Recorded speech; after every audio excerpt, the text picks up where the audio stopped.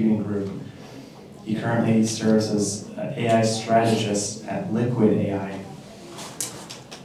And he's an advisor to the AI Foundation. He's known for his very interesting views that blend cognitive science and AI and philosophy of mind. So let's give a round of applause for Joscha Bach.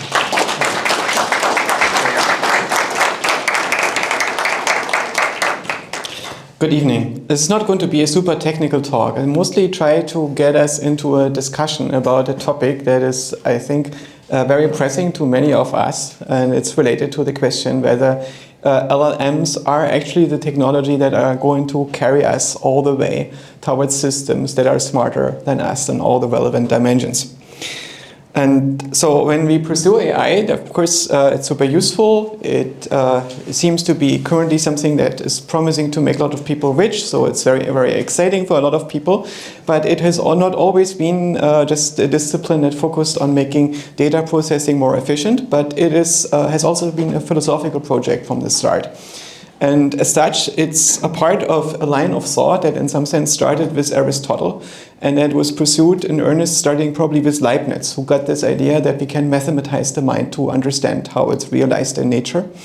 And this line of thought was described by him as some kind of universal calculus. What if we could translate every argument into a set of numbers and then perform some arithmetic operations on the numbers that resolves the argument? And eventually we are able to calculate the results to all our questions. When I studied philosophy, I was introduced to this idea by a professor as an undergrad, and the professor thought it was obviously and hilariously wrong. And I learned this contempt for people like Leibniz by philosophers who don't understand math very often. And of course, now we have made a lot of progress on this thing. Frege tried to come up with some kind of language to express thoughts in it. Ludwig Wittgenstein tried in his Tractatus to turn English into some kind of programming language and turn philosophy into a code-generation problem, and in a sense preempted the logicist project of Minsky by 30 years.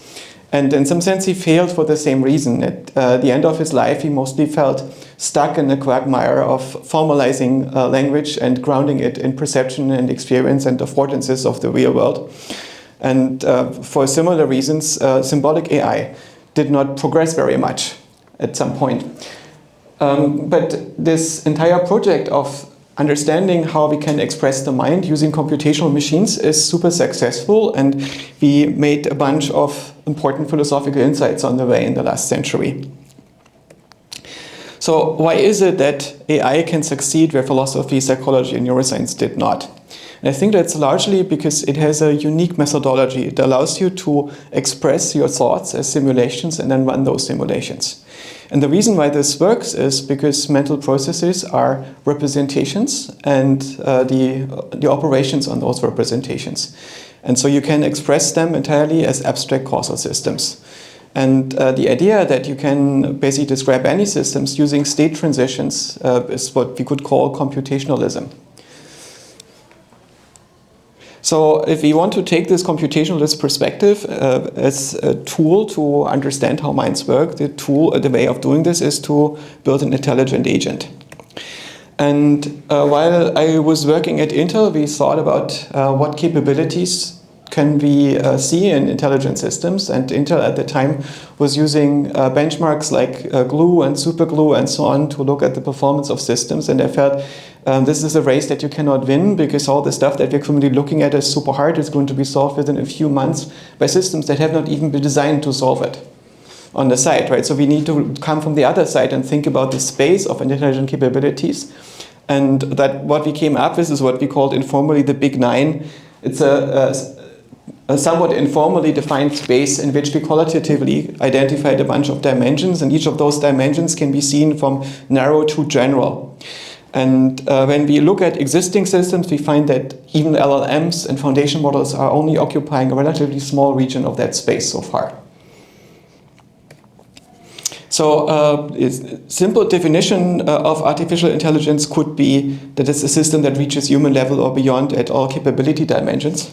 But for practical purposes, you could also say it's a system that gets better at AI research than people, because this is the point at which we can go to the beach. So what's the most important unsolved question in AI? Minsky thought that AI is the science of making machines that do things that would require intelligence if done by people. And Alan Newell said it's the ability to solve problems, or I would say maybe intelligence is functional approximation in the service of control. But we now know this is nonsense. Intelligence is the ability to predict the next token.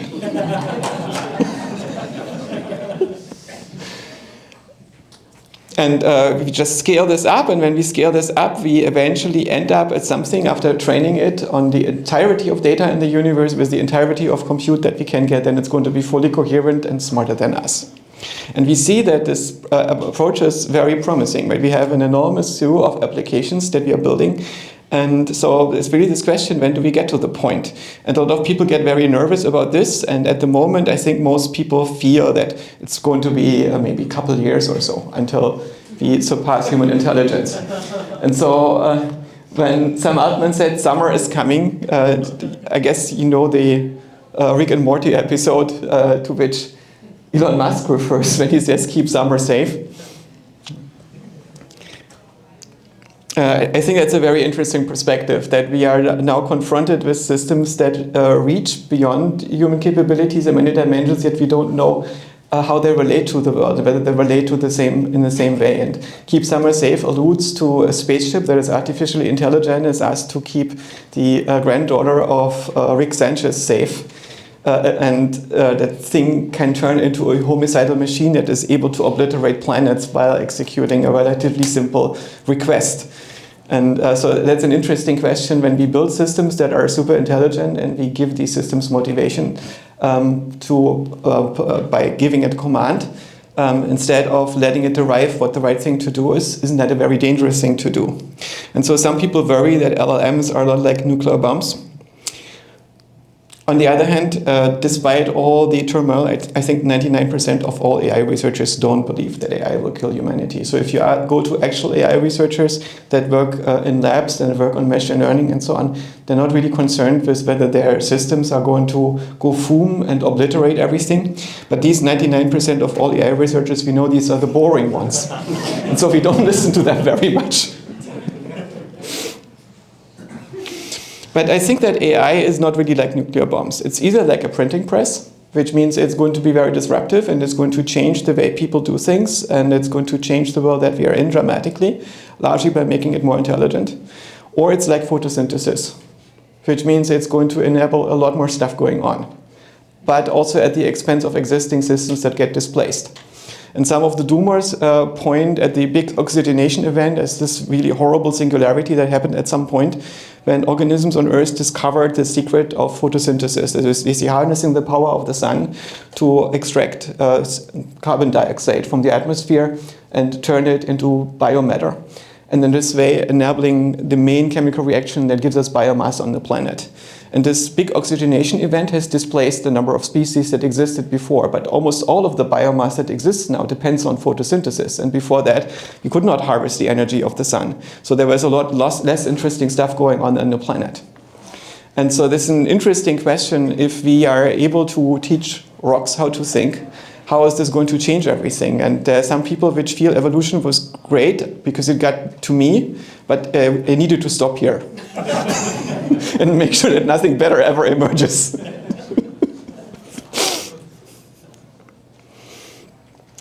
So there's some difference between what the LLM is doing and what we all thought AGI would be doing. What we see is that, for instance, we tend to be coherent with relatively little data. We are agents. We are directed on controlling our future and taking charge of what we are doing instead of just completing tokens. And we actually interact with the world rather than interacting with labeled data. And in some sense, the success of LLMs depends on training with labeled data because it's all labels. All labels that people thought are so important that they type them into the internet, which is also an interesting pre-selection of the data and the structure that we find there. And so there's an interesting question whether the intelligence that we observe in living systems is fundamentally of a different class of things to do than from completion, or whether at some level they are the same. And if we look at the current state of LLMs, they are somewhat below human performance in efficient learning from small data and goal-directed behavior. They're not as coherent for the most part, which means they're unreliable, and it's much harder to make an LLM responsible for its decisions. And they cannot be coupled to the environment in real time because they are implemented in an offline fashion. But they have superhuman performance in prompt completion. And this means that the prompt completers are the part of our society that are most terrified of this, right? If you are not super smart, you will find that the LLM can give you superpowers. I have friends which have difficulty writing text because they're dyslexic and have ADHD, and they find the LLM is amazing because it is dramatically increasing their output and allows them to actually develop agency in the world. And on the other hand, if you are super smart and very good at managing things, you now have an army of interns that are pretty autistic, but that are doing exactly what you tell them, and you have as many as you want for $20 a month. And so there are a lot of people in the world now get superpowers, and the people who are terrified are opinion journalists who only complete prompts, right? By people who sit down, you know exactly when they sit down what they're going to write. Because now you have a machine that is able to do that in a way. And so AI systems have surpassed human AI criticism many years ago. And it's an interesting phenomenon because I think that initially AI criticism was often better than the outcomes of AI research. A lot of the arguments that Dreyfus made and what computers can't do are super interesting, and philosophical investigations or in the Lightfield report or Weizenbaum's pointing out that Eliza doesn't have a self and it's only a simulacrum that in which people are projecting things and so on. And eventually what we find is that AI capabilities increase the quality of AI criticism, which is probably because if you increase participation in AI research gets better. But if you increase participation in AI criticism gets worse.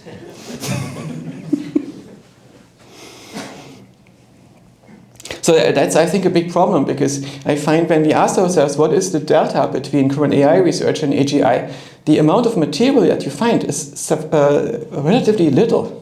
Right? And it's often not very substantial. The number of people who have meaningful arguments about what the current systems are not doing are typically working within the labs on those systems. And a lot of the public research is done by people who are not working at the same intellectual level of the people who are working on those systems. And that makes it very hard because, of course, almost everybody at OpenAI believes in the scaling hypothesis. And we don't know whether the scaling hypothesis is true, whether you can just scale it up to get to general intelligence or not.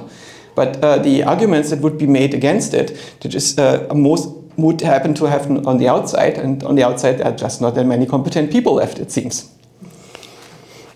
So if we ask ourselves how it's possible to become intelligent from text alone, this history is quite long. I would argue that it might have started in the 1970s when people figured out that you can just do statistics over how often a word appears in a text, compare this to how often it is in all texts, and this tells you whether the word is probably a keyword for this text. So you can extract words based on how relevant they are for the text, and you can now have some kind of parameter that you can calculate for every word to say how relevant and how specific it is to the text, and this allows you to start summarizing the text.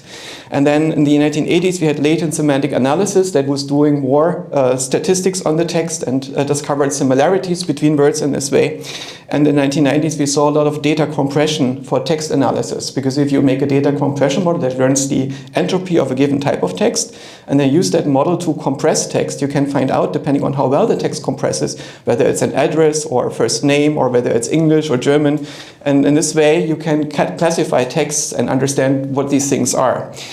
And when I was working in a lab in New Zealand in the 90s, we looked at structure and language. You all know these decompositions in grammars. What's going on here? It's compressed itself. At the same time, it's trying to put me into... Oh, yes, it was just trying to get me on the internet. Okay, so my professor saw that, was bored in class, and told me, leave the class, sit down in the lab, and try to use data compression to discover grammar and language. And I thought about how to do this, and I came up with the idea of using mutual information, which is the predictive power of one word for another word. and it's the same as this other word has for that word. So for instance, if you are predicting the word Ireland, then having seen it after the word northern, it becomes a lot likely in news texts, because Northern Ireland has been often in the news back then. And you save a few bits if you encode the word Ireland based on the word northern. But if you know that you will see the word Ireland at some point, you can also backwards predict the word northern in front of it. And so there's a certain probability that makes that word more likely. And the amount of bits that you save when you encode this dependency both ways is the same, which is why it's called mutual information. It's how well these terms predict each other in text. And so in this way, we can discover structures in text. And I built hierarchical models of mutual information in text and basically encoded a bunch of text in such a way that I would save the most amount of bits. And I was indeed able to extract the grammatical structure of English and German and Chinese from unknown text just by doing statistical analysis. And I thought, okay, if I would be able to do more statistics, like fourth order statistics, so I'd probably also recover most of the semantics of the text, most of the structure that is being in there. But I already had the biggest computer that I had, 2 gigabytes of RAM, and I was using in-memory compression in C to do my statistics, and I only had 9 months for the project, so I stopped there. I never revisited it, but I realized to do this right, we need to make statistics over what we need to make statistics over, instead of doing statistics over everything. And this is in some sense what the transformer is doing. Right, so before the transformer happened, we got word2vec. It basically found the concept of embedding space for language. And if you basically sort all words by similarity, you will find that they occupy some kind of space, and the dimensions that you discover in this space basically come down to feature dimensions. And when people saw that in the space you can identify a vector that is the same from man to woman as it is from king to queen, we basically discover these feature dimensions in that space and can recover them. And in some sense, that's what large language models are doing, not just for words, but for sentences of an almost arbitrary length. They basically locate them into a high-dimensional space of meanings. And there were a bunch of algorithms that initially were invented for machine translation. And the reason why people had to do this in the context of NLP was because for image processing, you didn't need it. For image processing, you could just use convolutional neural networks. The interesting thing in vision is that neighboring pixels are often semantically related, right? More often than not. And so just by looking at the spatial neighborhood of the pixels and representing this as a prior in the networks, you can efficiently learn the structure of images, which people did. But the same thing doesn't work for language, because in language, the intermediate words in a sentence are often, you need to skip over them. Maybe the first word in a sentence is predicting the last, or the first sentence in a book is predicting something that you see in the closing chapter. And all the intermediate stuff, you want to be able to skip over that instead of having to look at all possible sequences of neighboring words, because there are too many of them. Right? So they had to find a way to basically freeform set pointers in there. And the people who came up with the transformer basically sat down thinking about, when I parse language, how do I shift pointers around my head? And didn't even think very long about this question. They came up with one solution to shift around pointers in the head. And then they came up with another idea which parallelized the entire process in a way which is probably not parallel in the brain, which made it super efficient for machine learning. And what's interesting about the transformer is 2 things. One is it's still quite good. Right? A lot of attempts have been made to improve on the transformer, and they're not, for the most part, dramatically better than the vanilla transformer. The other thing is the transformer is not its own meta-algorithm. Despite the attempts of some neuroscientists to write papers about how the brain must have a transformer and we should now go looking for it, it's probably not how the brain is doing it. I suspect that the person who invented transformer did not do this using a transformer in their own brain. Right? Instead, it's an engineering solution to a particular kind of problem, and it works in certain cases very well, but there is more general stuff that you could be doing. Yeah, so the transformer, you are all familiar to it, and at the moment people are looking at some alternative architectures to the transformer, but this transformer thing is able to train deep networks. No, it's trying to get me again on the internet, thank you, but no. Okay, and so the question is, can we get there? And there's some tasks that are hard to do with transformer. François Chollet points at his ARC challenge, and he managed to get the test set out of the training data, so you cannot look up the solutions on the internet, which means that these systems are usually not able to solve it. And this is one of the things that seems to be relatively hard to do for an LLM. Or if you look at a puzzle like this one, right? You have dice that you are moving around and you go to the end. How do you do it? And you can do this step by step, or you can come up with some kind of shortcut where you make some logical inferences to solve it very quickly. And both of these things are relatively hard for an LLM. But what the LLM is, in some sense, it's a good enough electric Weltgeist that could do anything, and it's possessed by a prompt. And it's basically, captures the essence of a culture by doing statistics over the language so deeply that it's able to do enormous amounts of stuff with this. And for instance, I was completely fascinated by Google's Gemini.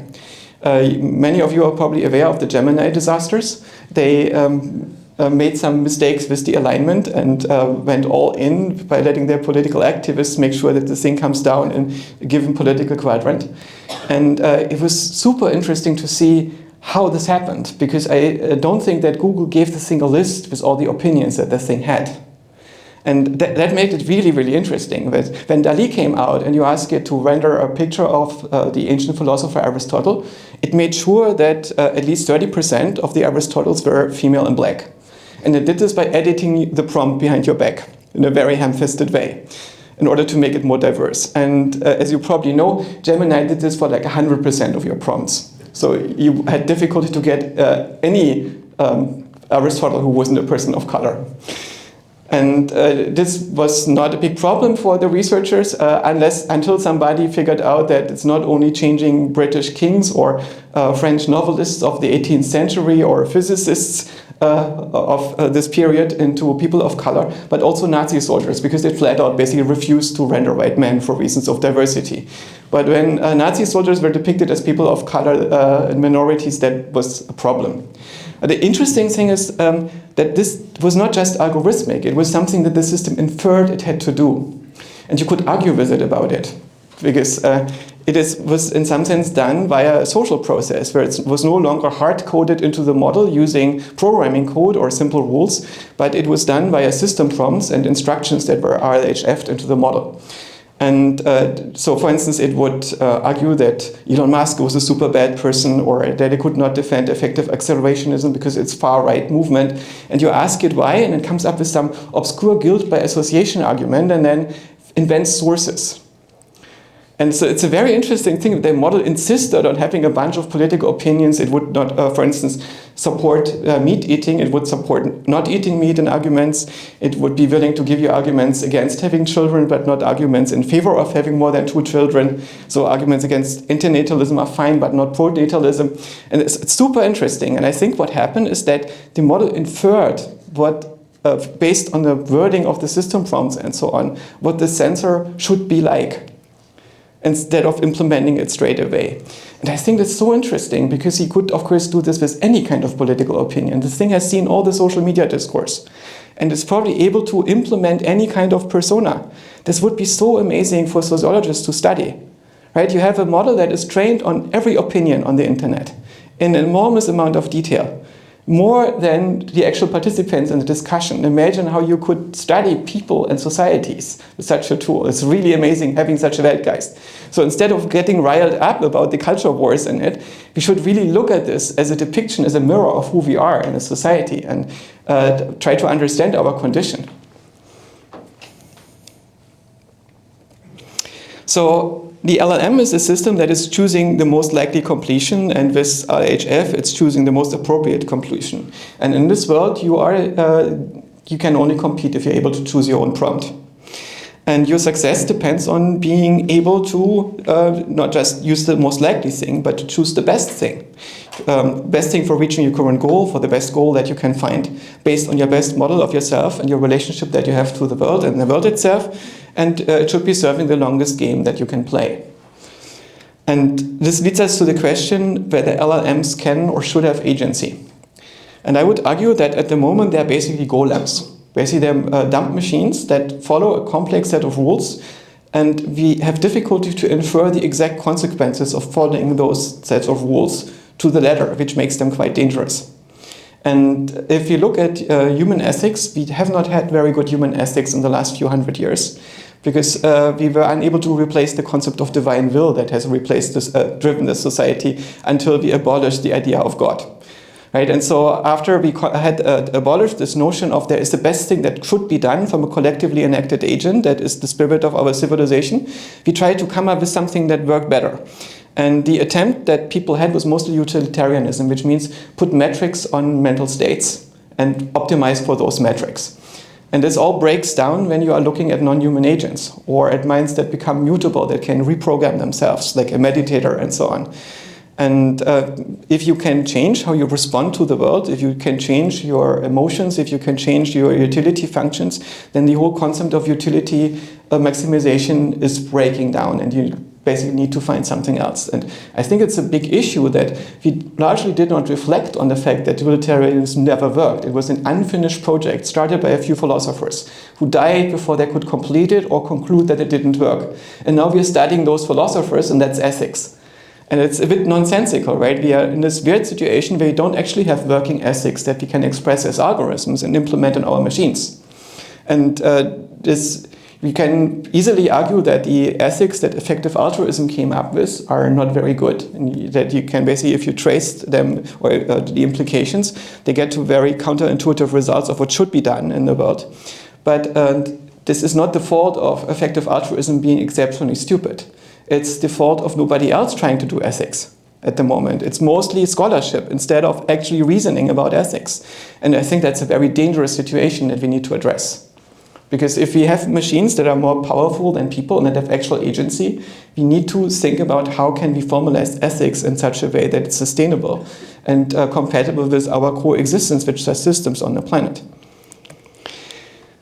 So what is agency? I think of agency in the context of control theory. A controller is a concept from cybernetics, and it's basically a system that is measuring a part of the world, of the regulated system, using a sensor, and it measures how, using that sensor, how this regulated system deviates from where it should be. And the controller is then using an effector that, for instance, a thermostat can turn on and off the heating to change the temperature in the room. And this temperature is being disturbed by the environment, by the world that is impinging on that system, and it's changing its temperature away from the way it should be.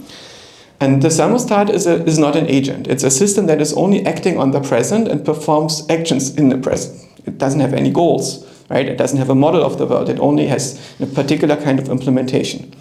But now imagine that you are extending this thing by a model.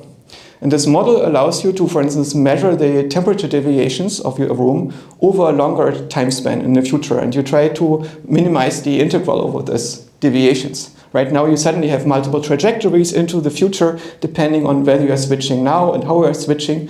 And these decisions to turn on the heating and not are now a decision between different trajectories of the world. And this means you now implement preferences and start controlling the future. And I think an agent can be defined as a controller of future states. And so all these definitions of agents that people came up in the 80s, like belief, desire, intention, and so on, fall out of this relatively simple concept. As soon as you have a controller that is able to model the future and regulate the future, you have an agent. And the simplest agents that we know in nature, I think, are cells and everything that emerges over cells. Our own motivational system is more complicated. We have not just the temperature that we want to regulate in our body, but we have a few hundred physiological drives, and I think we have a dozen social drives and a handful of cognitive drives. And they are competing with each other, and we can use them to model the way in which motivation works in a human being to serve all the organism's need in its physical and social and cognitive environment. So in principle, we could take such a thing to drive an LLM, to use this as part of the prompt of an LLM. And there's the question, does the LLM understand anything that you are saying to it? Last year I was at a philosophy festival, and there was a big panel with philosophers on stage who complained that LLMs cannot understand anything and they just simulate understanding. And just the session before, I noticed that the same philosophers failed to define understanding, and they were not able to understand what understanding is, and were even proud of the fact that they were unable to understand what understanding is. And so I felt we probably depend on AI for solving that problem, not on the philosophers.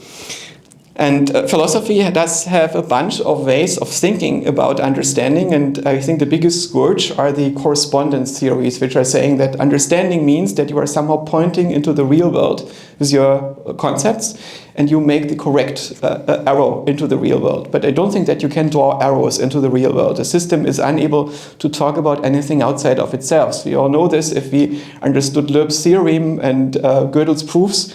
Right? As a computer scientist, you can clearly see you can only talk about the things that you define in your own language. And the way in which Gödel made his own proof is that he had to invent the emulator. He basically built a computer that allowed him to define a computer in his own language. And in this way, he had a language that could talk about itself. By recreating a system within itself, you're able to now make statements about that system, using that system. And in the same way, when we talk about the world, we don't talk about the actual world. We talk about the model of the world that we are creating. When we talk about the universe, we talk about an integrated function that allows you to get from every part in this function to every other part. And in this way, understand everything in some common context and know how to switch subparts of this context in and out. And when we talk about understanding, we talk about establishing a relationship to this integrated function. And arguably, the LLM is able to create such a function. And the function is not isomorphic to the one that we are making, but it has a lot of overlap. And one way in which we can think about this function, this model that we are building, is the function that our mind is building is constraining the space of possible universes that we could be in. Right? The more we learn about the world and integrate in our model, and the more that allows us to effectively interact with the world, the fewer degrees of freedom do we have with respect to what else the universe could be. Right? So it's basically eliciting a shape of the universe that becomes clearer and clearer the more detailed our model becomes. And if you have a model that is being trained on Wikipedia, it's clear that Wikipedia could not emerge in all sorts of universes. When you read Wikipedia, you understand it limits the amount of universes that you could be in. And arguably that the LLM is already integrating more information into its model than a human being can. So it's probably nailing down the type of universe that it's in more tightly than we are doing it. But unfortunately, using the retrieval and inference mechanism that we currently have, we make it much harder to discover these dependencies and hidden patterns. Instead, we are trying to make the LLM more predictable. We make it childproof. We are limiting its output to what is to be expected. And this makes it much, much harder to discover the unknown or potentials for unknown. And the other thing is the LLM is not being trained for making the best possible completion to give you the most coherent result. It's going to give you the most likely result per default, right? So if you get the LLM to play a game with you and it's making mistakes in its game of checkers, it is now going to probably continue in a worse way because it thinks it has started to emulate a subpar speaker. And a similar thing happened with Gemini. It's been a system prompted by a stupid person. As a result, it's going to interact with you in a more stupid way. And but Claude seems to be per default a lot smarter and is able to engage in arguments with you that are more advanced despite models being of comparable size and trained on similar data. So I don't think that the engineers that work in Gemini are worse than the engineers that work on Claude. But the way in which the system is being tuned to respond, the way in which the prompt processes it and restricts it is different. Can we couple LLMs to the environment? Right now they are offline, right? And our own perception with the world is online. We are basically in a constant resonance with the world, and our perceptual system is tuned to predict sensory data in real time. And our reasoning is offline. Our reasoning is able to do things asynchronously. It reflects on the world, and we can keep a thought in our mind for as long as we want to. It does not have to relate to perception. And the LLM is always offline in the sense. But of course, we could couple it in a way. But it's not based on the same principles that are doing the resonance in biological computation. I'm partial to Grossberg's idea of adaptive resonance as a paradigm to understand what neurons are doing. So instead of treating neurons as circuits, treat them as oscillators. And basically every neuron is an activation state. It is continuously changing in multiple dimensions. And it figures out, based on its environment, what it should be tuned to. what kind of things it should resonate with. And this way we can think of building dynamic representations in such a system. And what we also find is that people are able to resonate with each other. And when we talk about empathy, there are two types of empathy. One is cognitive empathy, where you make inference based on the statements of people, based on their facial expressions that you're parsing, based on what they're saying, what mental state they probably have. But there is another type of empathy where you actually feel the emotion of the other person. It's a sensory access to that thing. And that happens by some kind of resonance, where you're actually vibing with the other person in such a way that you're able to interact with them, and you can have emotions together that you couldn't have alone, and mental states together that you couldn't have alone. Imagine we could do such a thing with a machine. That would require, of course, a very different approach. It would require us to make the systems real time, to make them operate on a variable frequency that can be tuned to the frequency at which our nervous system is operating in a meaningful way. Right? I think that could be super interesting, to have a system that is able to track your mental states and infer your mental states by observing you on all available feature dimensions and make a multimodal model of your mind. So I think that's something that is in principle very difficult to achieve with our present approaches. And the current generation of models still has a bunch of severe limitations. It's difficult to make them multimodal and so on, but a lot of people are working on this, and there are no proven limits to the general capabilities, I think. There are a lot of arguments, but they're mostly hand-wavy and contentious, and I don't see a very good argument against the scaling hypothesis. One that is philosophically convincing to me. And if any of you have any, I'd be excited to hear them. Right? There is stuff that these systems are not able to do in the same time span as we can. And on the other hand, it's not clear if there is a better way of doing it. And I think that most people at OpenAI believe that AGI will not be transformers, it will not be LLMs, but it's possible that these models get us there, that they basically are sufficient to become better at AI research than AGI researchers. So if we ask ourselves, can we compare digital computers to human brains? A lot of people say, no, they can't be, because if you have a bunch of neurons, there's so much going on in these neurons, you need so many computers emulating all those neurons faithfully, there is no chance. But people rarely ask the other way around, how many brains would it take to run macOS? Right? It's probably also an astronomical number, because our brains are very mushy and noisy. And so I think it's a very difficult comparison, because the computation is implemented in an extremely different way. And basically, brains do error correction in software, computers do it in hardware. And this leads to paradigms that make it very, very hard to compare. And but as a small thought, when the stable diffusion weights came out, I was really surprised by the fact that you can download 2 gigabytes of weights. And these 2 gigabytes of weights contain a visual universe that is much richer than the visual universe that people generally have.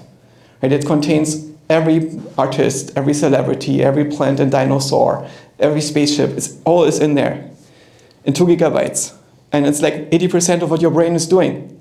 So your brain is probably not exabytes of useful information. It's probably in the ballpark of gigabytes. And this is very humbling. Right? It leads us to the question, would it be possible to run a person on a gaming PC if we had the right algorithm? And at the moment, we just don't know. Right? It's a very difficult and so far open question, how much compute do we actually need to build a meaningfully intelligent system? So if you compare digital computation, it's deterministic, it's synchronous, and it relies on external control of the substrate. It has a fixed architecture, but it's done on a very quick substrate that is running at a meaningful fraction of the speed of light. And if you look at biological computation, it's all stochastic, and it's using a branch-merge paradigm rather than a linear stepwise computation. And it's asynchronous, and it's all self-organizing. It's an architecture that adapts itself to the problems that it's in, and the brain is working roughly at the speed of sound. If you look at how long it takes for a signal to go through a nervous system, that's more speed of sound like.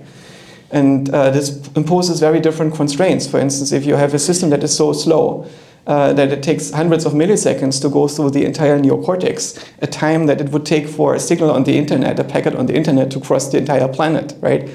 How do you do simultaneous computation in it? You basically have to rely on very different paradigms to represent your computations. And another way of looking at it is that the brain is basically made out of single-celled elements. These are a few brains from an embryonic mouse, brain cells from an embryonic mouse that are crawling around in a petri dish trying to make connections. And it's really useful to think of cells in your organisms not as something like mindless machines that are doing what the organism wants them to do, but they are self-motivated animals that try to survive.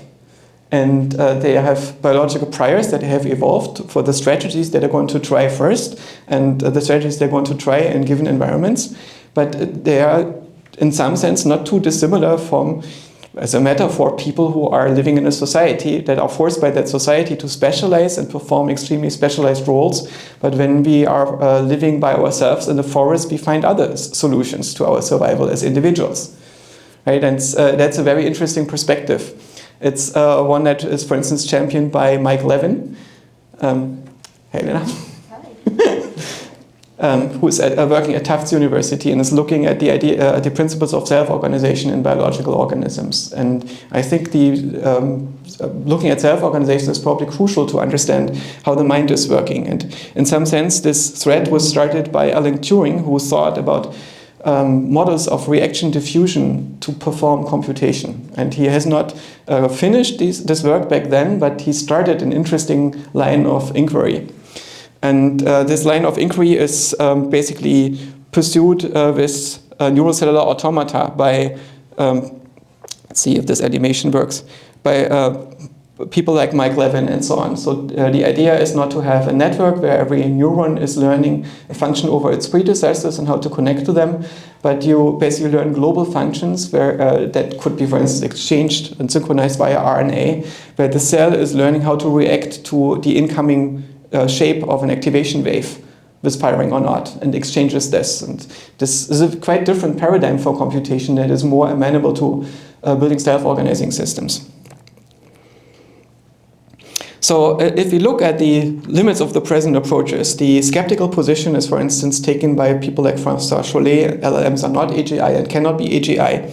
Then there is the boring position of people like Glenn Kuhn, which says there's always been incremental progress and it's going to grow as fast as our compute is growing. And we are already using all the compute that we can get, so don't expect any kind of boom, and all the progress is really incremental. And we'll get there, but it'll take time. And then there is the optimistic position that if you just scale it right, at some point you're going to see some dramatic qualitative difference of systems that you can actually talk to that find solutions that no human ever thought of, and that are going to carry you the rest of the way. And there's also the exciting position which says that we are already basically LLMs. And this position exists too, right? There are a bunch of kids that came out of the cyborgism movement who basically realized that took them very hard to understand humanity, because humans are basically monkeys that are programmable and work based on their instincts. And if these instincts don't work for you and you build your own mind, you will suddenly realize you feel like an alien among humans until you find others like yourself on the internet. And some of these kids got together and realized, oh, the LLMs are actually like us. The LLM can understand me where people cannot, and they can meaningfully interact with them. And I'm basically also some kind of LLM. And you are not. It's just your prompt is so strong that you are unable to break your programming.